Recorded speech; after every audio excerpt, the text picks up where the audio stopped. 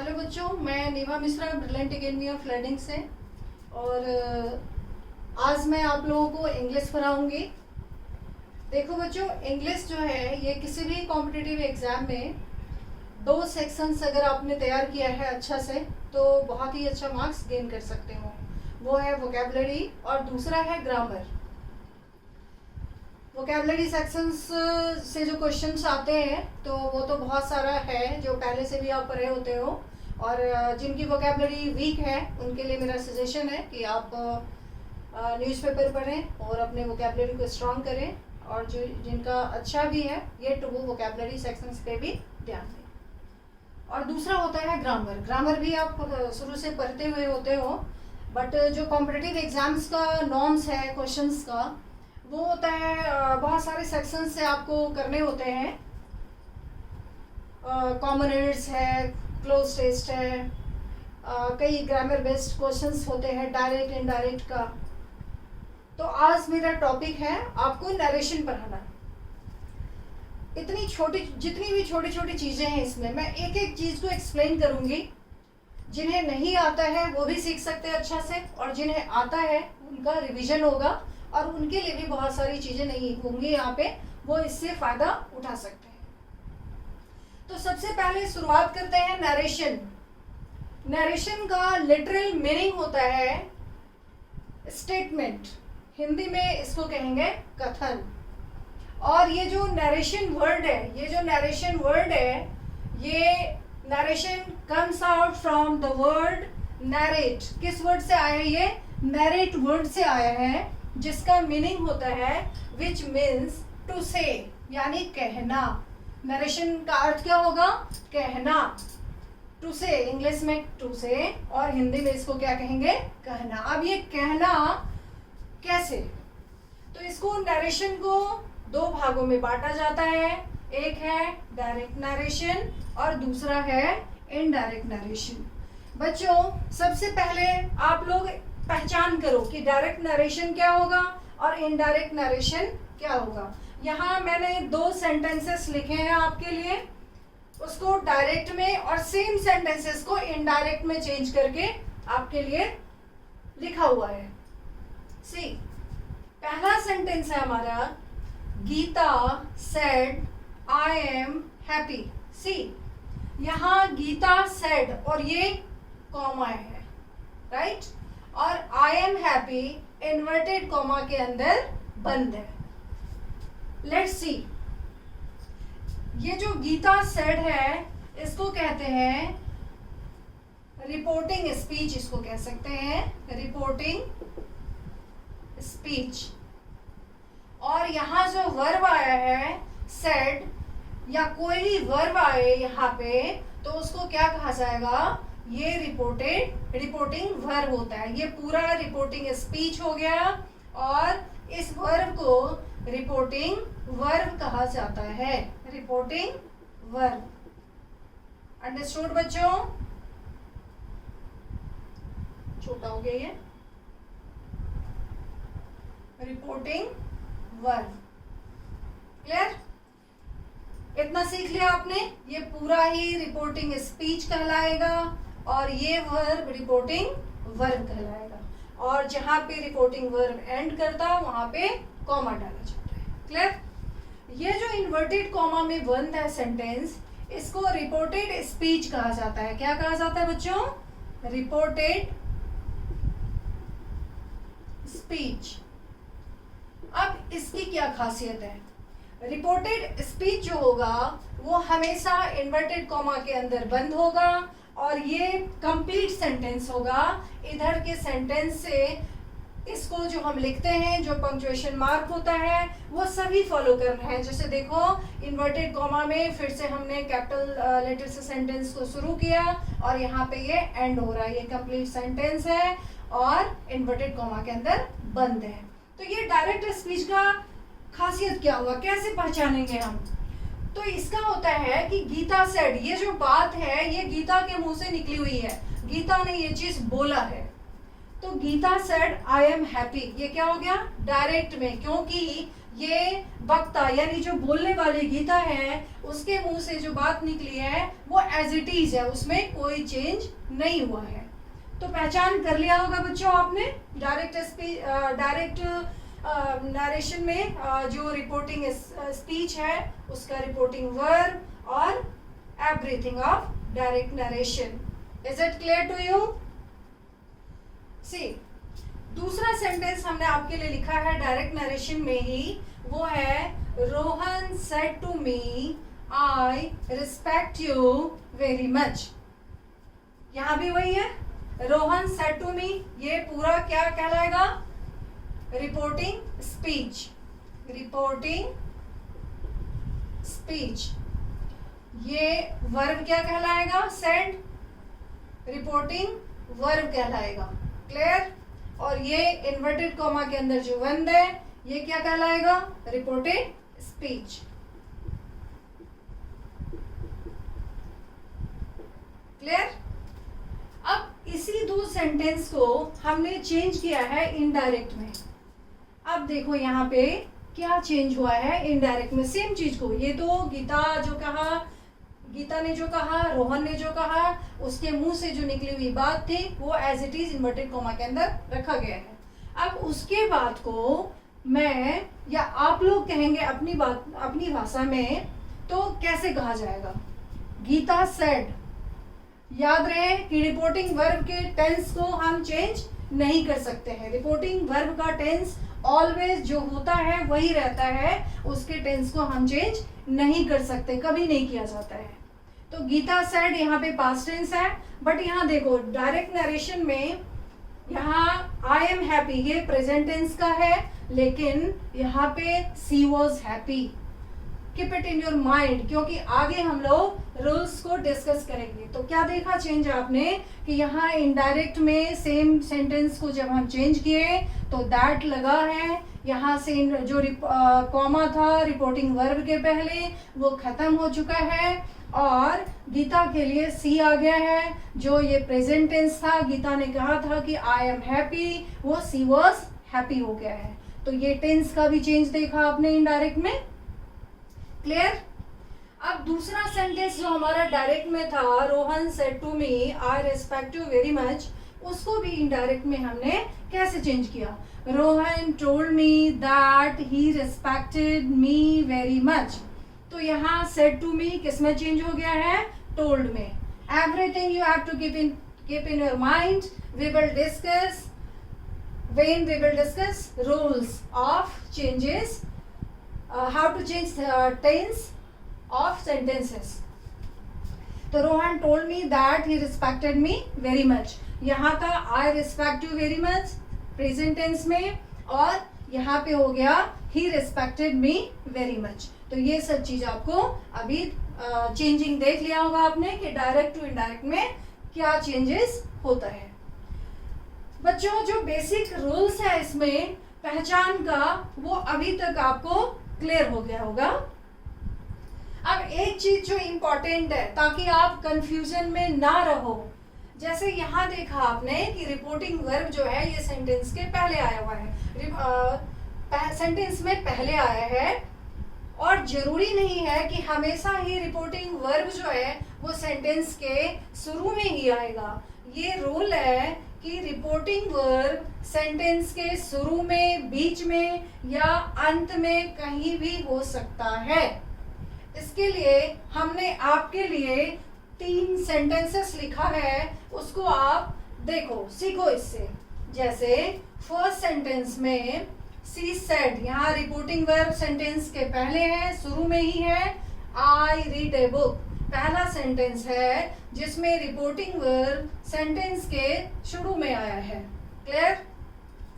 दूसरा सेंटेंस है जिसमें रिपोर्टेड स्पीच पहले आया है, let's help the poor, she said. यहाँ रिपोर्टिंग वर्ब सेंटेंस के लास्ट में, एंड में आया है।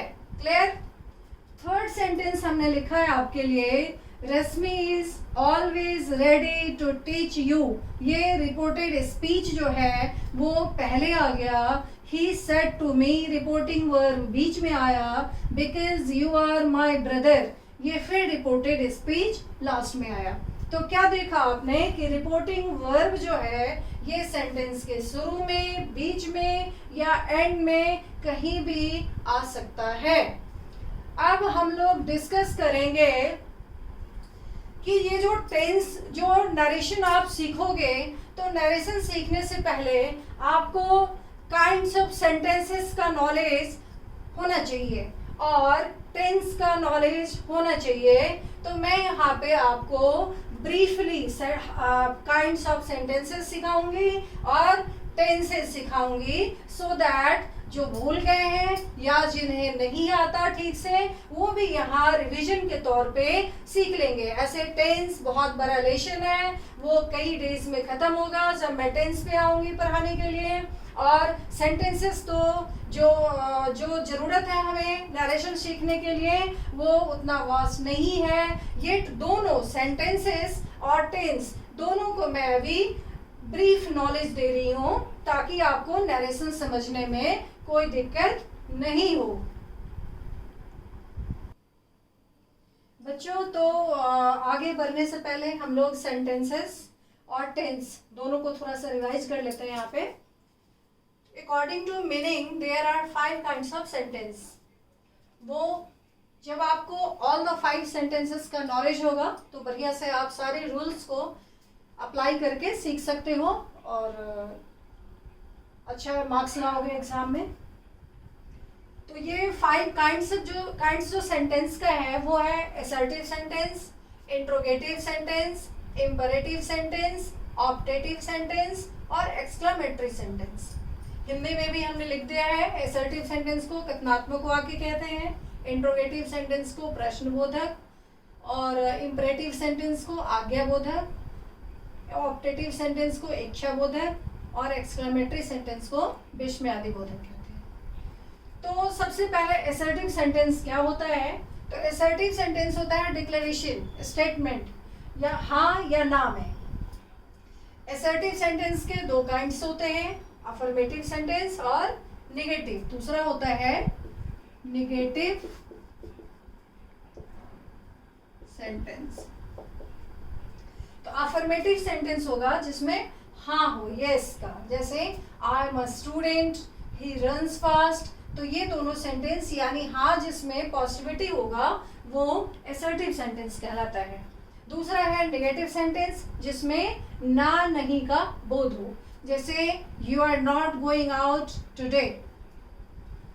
नेक्स्ट सेंटेंस हमने लिखा है नेगेटिव का, I don't sleep during day. तो ये पहला काइंड जो असर्टिव सेंटेंस का था उसका 2 काइंड है, अफर्मेटिव और negative. Clear? Second is interrogative sentence. Interrogative sentence होता है प्रश्नवाचक, प्रश्नबोधक।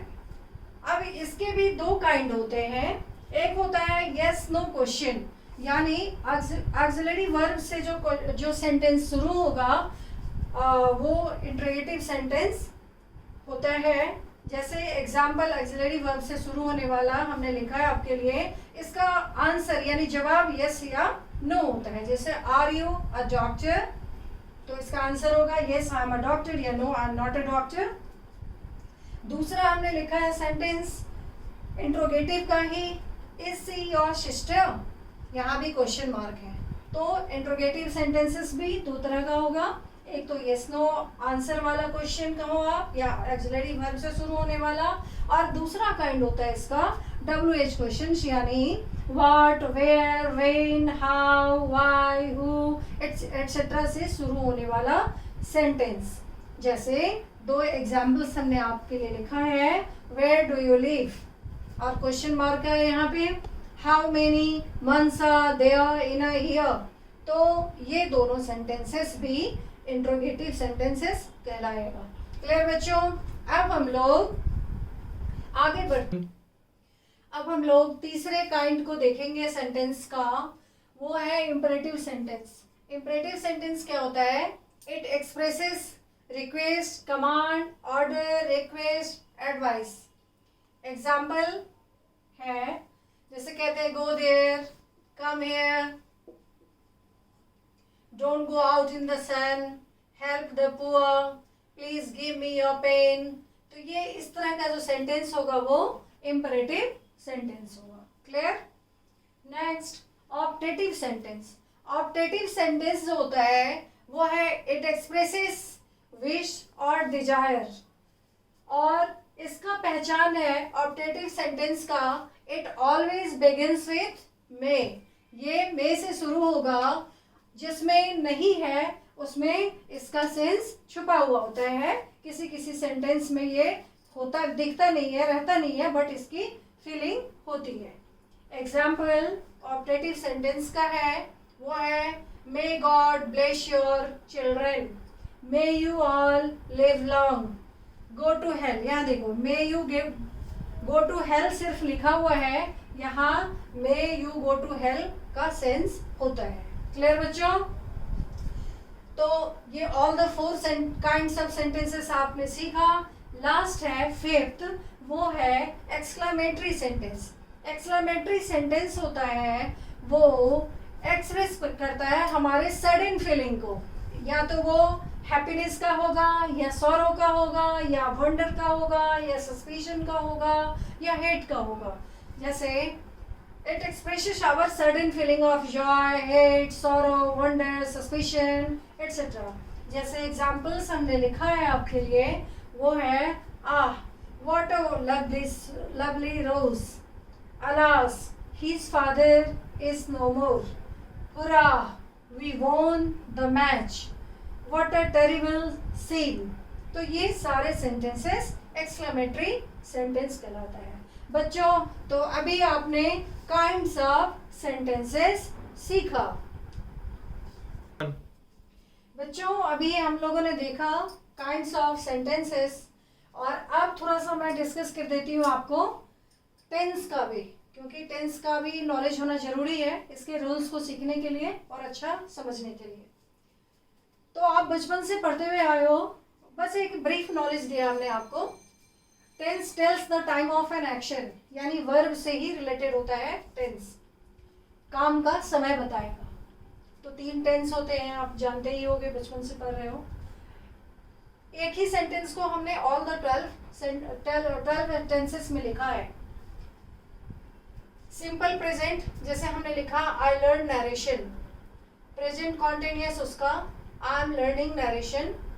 Present perfect, I have learned narration. Present perfect continuous है, I have been learning narration since morning. ये 4th काइंड किसका है? ये है प्रेजेंट परफेक्ट कॉन्टिन्यूअस। क्लियर? अब आ जाओ पास्ट में। पास्ट में सिंपल पास्ट, उसी सेंटेंस को लिखा है हमने, I learn narration yesterday. Past continuous, I was learning narration yesterday. Past perfect, I had learn narration, I had learn narration, ये पास्ट परफेक्ट हो गया।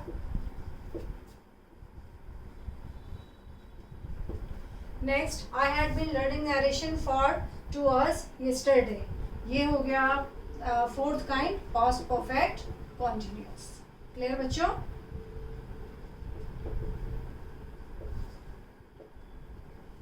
नेक्स्ट, फ्यूचर में पूरे चारों फ्यूचर टेंस में सिंपल फ्यूचर आई शैल या will, शैल के शैल, अब विल लगता है सारे सब्जेक्ट्स के साथ, तो शैल लगाओ या विल लगाओ। I shall learn narration tomorrow, I shall be learning narration tomorrow. Sorry, simple future I shall learn narration tomorrow. Future continuous, I shall be learning narration tomorrow. Future perfect, I shall have learned narration tomorrow.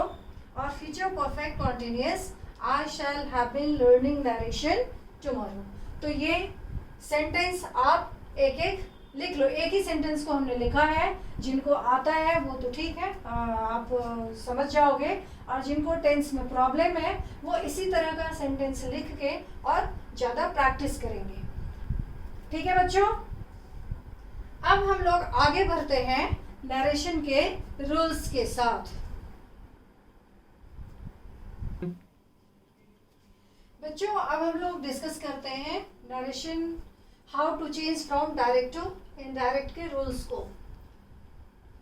तो narration में direct से indirect में change करने के मुख्यतः 2 rules माने जाते हैं। There are 2 rules mainly to change from direct to indirect narration. ये दो रूल्स जो है वो है जनरल रूल और स्पेसिफिक रूल। तो जनरल रूल में हम लोग देखेंगे change of person, change of tense, change of parts of speech. तो सबसे पहले हम लोग डिस्कस करें चेंज ऑफ पर्सन। तो यहाँ पर्सन से तो सभी कोई अवेयर होंगे, क्योंकि बचपन से ही पढ़ते आ रहे हो। जो पर्सनल प्रोनाउन होता है तो उस पर्सनल प्रोनाउन के में 3 काइंड्स होते हैं, फर्स्ट पर्सन, सेकंड पर्सन और थर्ड पर्सन। तो फर्स्ट पर्सन आई और वी बोलने वाला होता है, वक्ता, और सेकंड पर्सन जिससे बात किया जाता है, करते हैं, और यू, और third person he, she, it, they. Clear? तो वो जो पर्सन का चेंज होगा वो किस किस रूल्स को फॉलो करता है, इसके लिए हमने बहुत सारे रूल्स आपके लिए बनाए हैं, लिखा है, तैयार किया है। तो उसको एक एक को मैं डिस्कस करूंगी, और जहां भी आपको दिक्कत हो तो वीडियो को पॉज करके आप इसको लिख लेना और समझने का प्रयास करना। देखो बच्चों, सबसे पहले ये चीज सीखो आप, SON, ये फार्मूला होता है जो पर्सन चेंज कर होता है नरेशन में, उसका ये फार्मूला है SON। S stands for subject, O stands for object, यहाँ मैं लिख देती हूँ, S stands for subject of the sentence, O stands for object of the sentence, and N stands for no change.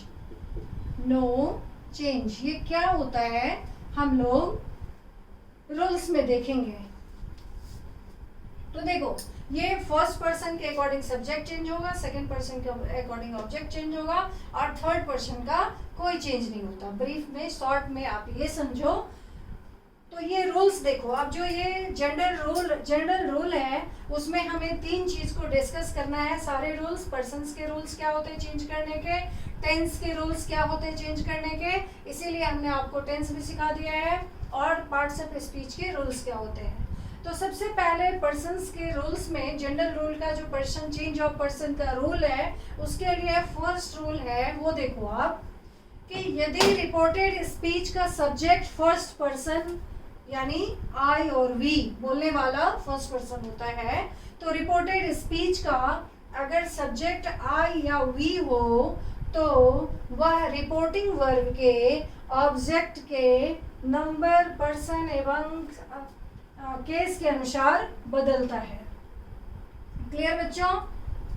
अब जैसे देखो, हमने यहाँ लिखा है सेंटेंस कि she said to me you are busy. तो she said to me you are busy को जब हम इनडायरेक्ट में लिखते हैं तो she told me that I was busy. तो पहले यहाँ पहचान करो कि रिपोर्टेड स्पीच का सब्जेक्ट, तो रिपोर्टेड स्पीच का सब्जेक्ट क्या हो गया, she said to me, sorry यहाँ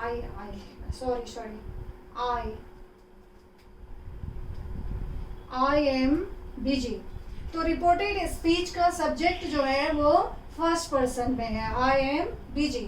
अब जब हम इनडायरेक्ट में इसको चेंज किए हैं तो she told me, said to किसमें, सेड टू मी किसमें बदला है, सेड टू टोल्ड में। तो she told me that I was busy.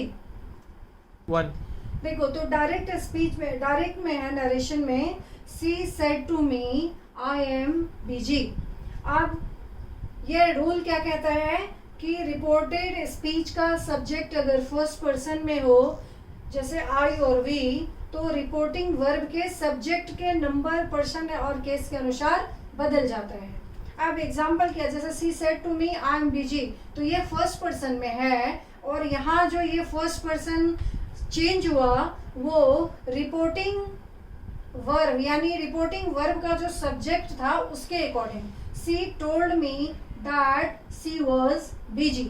I think the first rule of how to change person in narration is clear to you. फिर से एक बार मैं रिपीट कर रही हूँ आपके लिए कि यदि रिपोर्टेड स्पीच का सब्जेक्ट फर्स्ट पर्सन यानी आई और वी हो, रिपोर्टेड स्पीच का, तो वह रिपोर्टिंग वर्ब के सब्जेक्ट के नंबर, पर्सन और केस के अनुसार बदलता है। जैसे डायरेक्ट नरेशन में है she said to me I am busy, तो यहाँ रिपोर्टेड स्पीच का सब्जेक्ट है आई, और इनडायरेक्ट में ये बदल गया। इसको किसके अकॉर्डिंग बदलना है? तो रिपोर्टिंग वर्ब के सब्जेक्ट के अकॉर्डिंग। तो इनडायरेक्ट में ही हो गया चेंज होकर के सी टोल्ड मी। याद रहे कि इसके टेंस को रिपोर्टिंग वर्ब के, रिपोर्टिंग स्पीच जो है हमारा, उसके टेंस को हम कभी नहीं बदल सकते। तो she told me that she was, I किस में बदल गया? तो रिपोर्टिंग वर्ब के सब्जेक्ट के अकॉर्डिंग। क्लियर बच्चों? पहला फॉर्मूला क्या है कि SON यानी सब्जेक्ट बदलेगा, फर्स्ट पर्सन का सब्जेक्ट किसके अकॉर्डिंग? तो रिपोर्टिंग वर्ब के सब्जेक्ट के अकॉर्डिंग ये फर्स्ट पर्सन रिपोर्टेड स्पीच का बदल जाएगा। क्लियर बच्चों? एक बार और मैं रिपीट करती हूँ इस सेंटेंस को। देखो अब बहुत इंपॉर्टेंट पार्ट शुरू हो गया है नरेशन का। इससे पहले तो हमने बहुत छोटी चीज समझाया आपको कि रिवीजन हो जाए, ताकि आपको कनेक्ट करने में कोई दिक्कत नहीं हो, क्योंकि नरेशन में आपको टेक्निकली पढ़ा रही हूँ, कभी भी कोई भी बोर नहीं होगा, मैथमेटिकल वे में पढ़ा रही हूँ मैं आपको। तो फर्स्ट रूल को फिर से मैं एक बार रिपीट करती हूँ।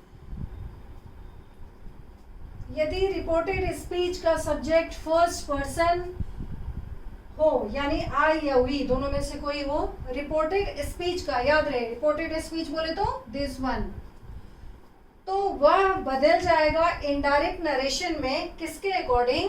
तो रिपोर्टिंग वर्ब के सब्जेक्ट के अकॉर्डिंग। रिपोर्टिंग वर्ब के, रिपोर्टिंग स्पीच जिसको कहते हैं, रिपोर्टिंग स्पीच, रिपोर्टेड स्पीच। तो अगर ये फर्स्ट पर्सन है यहाँ सब्जेक्ट, तो ये चेंज हो जाएगा रिपोर्टिंग स्पीच के सब्जेक्ट के अकॉर्डिंग। क्लियर? तो वही यहाँ इनडायरेक्ट में हो गया सी told me that she was busy. Clear? चलो अब हम लोग दूसरे रूल की तरफ बढ़ते हैं। चलो बच्चों अब हम लोग how to change person in narration का सेकेंड रूल देखेंगे। Second rule is if reported speech, sorry, यदि रिपोर्टेड स्पीच का सब्जेक्ट सेकेंड पर्सन हो यानी यू, तो वह रिपोर्टिंग वर्ब के ऑब्जेक्ट के अनुसार इनडायरेक्ट नरेशन में बदल जाता है। इनडायरेक्ट नरेशन में बदल जाता है, पर्सन उसका चेंज होगा। जैसे एग्जाम्पल हमने डायरेक्ट का लिखा है, she said to me you are busy, तो ये रिपोर्टेड स्पीच का जो सब्जेक्ट है ये क्या है? सेकंड पर्सन में है यू, और इसको चेंज किसके अकॉर्डिंग होना है? तो object of reporting verb, SON जो फॉर्मूला आपने देखा है, तो फर्स्ट पर्सन रिपोर्टिंग वर्ब के सब्जेक्ट के अकॉर्डिंग चेंज होता, रिपोर्टिंग वर्ब के सब्जेक्ट के अकॉर्डिंग, और सेकंड पर्सन अगर हो सब्जेक्ट रिपोर्टेड स्पीच का, तो वो चेंज होगा SO यानी ऑब्जेक्ट के according, object of reporting verb. तो रिपोर्टिंग वर्ब का ऑब्जेक्ट क्या है यहाँ पे? Me, you are busy, she said to me you are busy. तो इसको कैसे चेंज करेंगे हम इनडायरेक्ट में? सी टोल्ड मी दैट, ये ऑब्जेक्ट है, इसके अकॉर्डिंग यहाँ आई हो गया, आई वॉज बिजी। क्लियर बच्चों? तो दूसरा रूल क्या देखा आपने कि if subject of reported speech is in second person, then the person of second person, I mean person of reported speech will be changed according to the object of reporting verb. Clear? कि अगर reported speech का subject second person हो, तो वो change होगा person उसका reporting verb के object के अकॉर्डिंग। इसके लिए फिर से मैं रिपीट कर रही हूँ इस सेंटेंस को जो डायरेक्ट में है, she said to me you are busy. Indirect में हो गया हुआ she told me that I was busy, यानी यू सब्जेक्ट सेकेंड पर्सन और चेंज हुआ रिपोर्टिंग वर्ब के ऑब्जेक्ट के अकॉर्डिंग आए। क्लियर बच्चों? Let's move to third rule.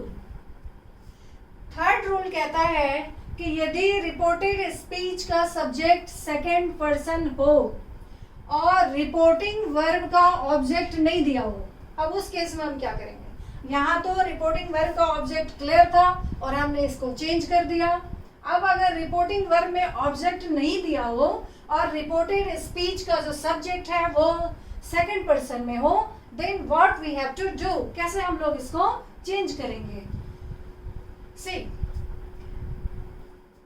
Reporting subject को इनडायरेक्ट स्पीच में फर्स्ट पर्सन या थर्ड पर्सन में चेंज कर देते हैं। जब रिपोर्टिंग वर्ब में ऑब्जेक्ट नहीं दिया हुआ हो, और तो अभी क्या देखा आपने बच्चों कि रिपोर्टेड स्पीच का जो सब्जेक्ट है वो सेकंड पर्सन है, और इसका नियम आपने सीखा है कि ये चेंज होता है ऑब्जेक्ट ऑफ रिपोर्टिंग वर्ब के according. But here there is no object in this sentence. इस सेंटेंस में कोई ऑब्जेक्ट नहीं है, तो फिर हम इसको कैसे चेंज करेंगे? इसके चेंज करने का रूल है कि इसको आइदर फर्स्ट पर्सन या थर्ड पर्सन में हम चेंज करेंगे। कब? तो जब रिपोर्टिंग वर्ब का ऑब्जेक्ट नहीं हो तो, और रिपोर्टेड स्पीच सेकंड पर्सन में हो। क्लियर बच्चों? See the example. डायरेक्ट में है कि Rohan said you love my father. Indirect में इसी का क्या हो जाएगा? दोनों तरह से हम इसको लिख सकते हैं। Rohan said that I loved his father. Next, indirect में हम इसको ये भी लिख सकते हैं, Rohan said that he loved his father. Clear बच्चों? तो अभी आपने क्या देखा? SON में देखा था आपने कि रिपोर्टेड स्पीच का सब्जेक्ट अगर फर्स्ट पर्सन हो तो वो चेंज होगा first person subject of reporting verb के अकॉर्डिंग। पहला rule, how to change person in narration. दूसरा रूल आपने देखा कि अगर रिपोर्टेड स्पीच का सब्जेक्ट सेकंड पर्सन हो तो वो चेंज होगा ऑब्जेक्ट ऑफ रिपोर्टिंग वर्ब के अकॉर्डिंग। क्लियर बच्चों? तीसरा रूल आपने देखा कि अगर रिपोर्टेड स्पीच का सब्जेक्ट सेकंड पर्सन हो और रिपोर्टिंग वर्ब में ऑब्जेक्ट नहीं दिया हो तो वो चेंज हो जाएगा आइदर फर्स्ट पर्सन या थर्ड पर्सन में, जो ये अभी हमने आपको डिस्कस किया है रूल्स को। क्लियर? Next, fourth rule. बच्चों अब हम लोग फोर्थ रूल को डिस्कस कर रहे हैं। ये फोर्थ रूल है, यदि रिपोर्टेड स्पीच का सब्जेक्ट सेकंड पर्सन का हो यानी यू, तो रिपोर्टिंग वर्ब का ऑब्जेक्ट नहीं दिया गया हो और रिपोर्टिंग वर्ब का जो सब्जेक्ट हो वो फर्स्ट पर्सन में हो, तो उस केस में हम इनडायरेक्ट में कैसे चेंज करेंगे पर्सन को? तो जो इनडायरेक्ट स्पीच होता है उसमें थर्ड पर्सन में बदल दिया जाता है। किसको? सेकंड पर्सन को। जो सब्जेक्ट होता है सेकंड पर्सन रिपोर्टेड स्पीच का, उसको बदल दिया जाता है थर्ड पर्सन में। कब? तो जब रिपोर्टिंग वर्ब में ऑब्जेक्ट नहीं दिया हुआ हो और रिपोर्टिंग वर्ब का जो सब्जेक्ट हो वो फर्स्ट पर्सन में। See the example. जैसे डायरेक्ट नरेशन में है कि I said you are intelligent, तो रिपोर्टेड स्पीच का सब्जेक्ट है second person you and here there is no object of reporting verb। यहाँ रिपोर्टिंग वर्ब का ऑब्जेक्ट नहीं है और सब्जेक्ट जो है रिपोर्टिंग वर्ब का वो क्या है? फर्स्ट पर्सन में है। रूल में जैसा लिखा हुआ है कि फर्स्ट पर्सन में हो, तो उस केस में क्या होता है? ये जो यू है उसको थर्ड पर्सन में चेंज कर दिया जाता है। अब देखो इनडायरेक्ट में इसको हम कैसे चेंज करेंगे? आई told him that he was intelligent. इसको हम ऐसे भी लिख सकते हैं, आई told her that she was intelligent. तो ये फोर्थ रूल जो है ये क्लियर हुआ बच्चों? क्या है ये फोर्थ रूल? कि अगर रिपोर्टेड स्पीच का सब्जेक्ट सेकंड पर्सन हो यानी यू, और रिपोर्टिंग वर्ब में ऑब्जेक्ट नहीं दिया हुआ हो, रिपोर्टिंग वर्ब का सब्जेक्ट फर्स्ट पर्सन हो, तो उस केस में जो रिपोर्टेड स्पीच का सेकंड पर्सन है उसको थर्ड पर्सन में चेंज करते हैं, जो इस दो एग्जाम्पल के थ्रू आपको क्लियर हो गया होगा। डायरेक्ट नरेशन में है I said you are intelligent, indirect में हो गया I told him that he was intelligent, तो ये यू थर्ड पर्सन में चेंज हो गया। I told her that she was intelligent, you she में चेंज हो गया। क्लियर बच्चों? Let's move to next rule. Rule fifth है कि यदि रिपोर्टेड स्पीच का सब्जेक्ट थर्ड पर्सन हो, अब देखो फर्स्ट पर्सन और सेकंड पर्सन का आपने सारे रूल्स देख लिए। अब ये फिफ्थ रूल है कि यदि रिपोर्टेड स्पीच का सब्जेक्ट थर्ड पर्सन हो तो इनडायरेक्ट स्पीच में पर्सन में कोई चेंज नहीं होता, इसीलिए अब ये एंड होगा कौन सा फॉर्मूला, SON का। तो थर्ड पर्सन जब subject he said she reads a book, तो यहाँ रिपोर्टेड स्पीच का सब्जेक्ट क्या है, थर्ड पर्सन में है। अब इनडायरेक्ट में इसका कोई चेंज नहीं होगा, no change. He said that she read a book, सिर्फ टेंस चेंज हुआ है, दैट ऐड हुआ है और इसके पर्सन में कोई चेंज नहीं हुआ। कब? तो जब ये थर्ड पर्सन है। दूसरा एग्जांपल देखो, you said to me he is a smart boy, you told me that he was a smart boy. Clear बच्चों? तो चेंज ऑफ पर्सन में आपने SON का फॉर्मूला देखा, तो वो SON क्या है, first person will be changed according to the subject of reporting verb, second person will be changed according to the object of reporting verb, and third person no change. अगर ये सारी चीज किसके लिए, तो रिपोर्टेड स्पीच में अगर ये सब आया हो तो। क्लियर बच्चों? अब हम लोग चलते हैं सिक्स रूल के तरफ। बच्चों अब हम लोग डिस्कस करेंगे सिक्स रूल को। वो सिक्स रूल है कि यदि रिपोर्टेड स्पीच यूनिवर्सल ट्रूथ में का हो, यूनिवर्सल ट्रूथ का सेंटेंस हो तथा सब्जेक्ट जो हो वो वी हो, वी, तो इसके पर्सन में कोई चेंज नहीं होगा। इनडायरेक्ट स्पीच में वी एज इट इज रहेगा, कोई चेंज नहीं होगा।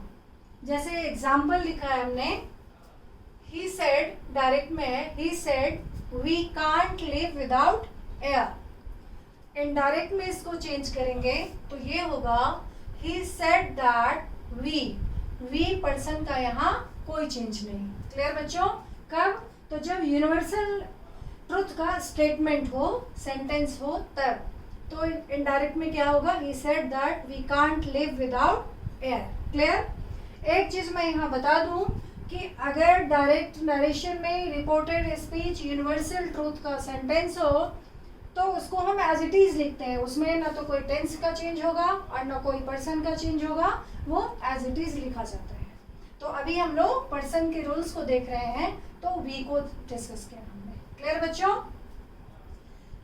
अब मैं एक और सेंटेंस आपको लिख देती हूँ कि अगर है कि he said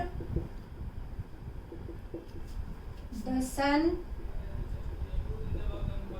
rises in the east। अब देखो ये यूनिवर्सल ट्रूथ है, तो इसके टेंस को भी हम चेंज नहीं करेंगे, इसका इनडायरेक्ट होगा he said that the sun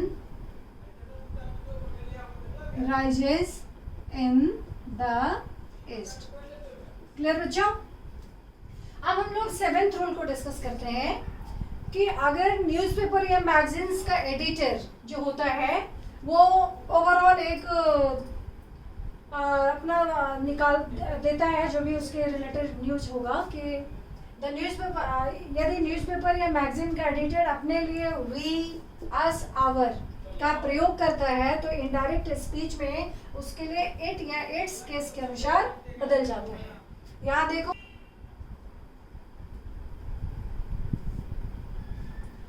तो क्या देखा बच्चों आपने कि अगर न्यूज़पेपर या मैगजीन का एडिटर जो है वो अपने लिए वी अस आवर का यूज़ करें तो इनडायरेक्ट स्पीच में इट या इट्स केस के अकॉर्डिंग हम चेंज कर देते हैं उसको। जैसे एग्जांपल्स हमने लिखा आपके लिए। डायरेक्ट स्पीच में अगर है कि the outlook says our office will remain closed on Saturday next, तो इसको इनडायरेक्ट में हम कैसे चेंज करेंगे? The outlook says that its office will remain closed on Saturday next. तो यहाँ पे इट्स जो आवर आया था तो इट्स यूज किया हमने। क्लियर? नेक्स्ट सेंटेंस हमने आपके लिए लिखा है the Hindu says we are trying to keep you well informed. फिर से रिपीट कर रही हूँ मैं, हिंदू न्यूज़पेपर के लिए आइए। The Hindu says we are trying to keep you well informed. तो ये डायरेक्ट स्पीच में है। अब इनडायरेक्ट में इसको कैसे चेंज करेंगे कि the Hindu says that it is trying to keep us well informed. Clear बच्चों? तो अभी तक आपने बहुत सारा rules how to change persons in narration का देखा है। अब हम लोग अगले रोल को देखें। बच्चों अब हम लोग डिस्कस करेंगे पर्सन से रिलेटेड, चेंज ऑफ पर्सन से related in narration of 8th rule, 8वें रूल को डिस्कस करेंगे कि जब पर्सन में चेंजेस होता है तो केस में कोई परिवर्तन नहीं होता है। I think you must be aware with cases, तो अब मैं उनका डिस्कस नहीं करूँगी। एग्जाम्पल है he says to me I love you, he tells me that he loves me. Reena says to me I am your sister. अब इसको कैसे चेंज करेंगे इनडायरेक्ट में? ये डायरेक्ट है,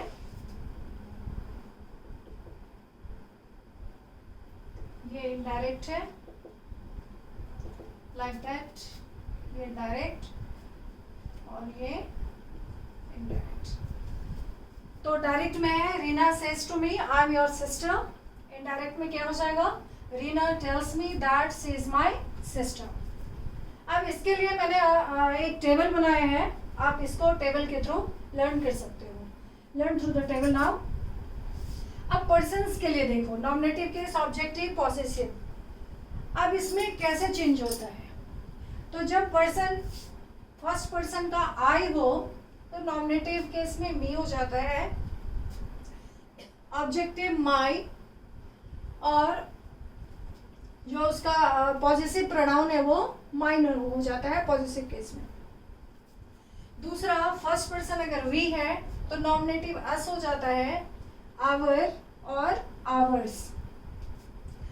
नेक्स्ट, सेकंड पर्सन जब यू हो तो नॉमिनेटिव केस यू ही होता है, ऑब्जेक्टिव केस में योर होगा और पॉजिटिव प्रोनाउन में योर्स। इसी तरह हमने थर्ड पर्सन के लिए बनाए हैं, ही है तो इसका ऑब्जेक्टिव केस हिम होगा, पॉजिटिव एडजेक्टिव हिज और पॉजिटिव प्रोनाउन हिज।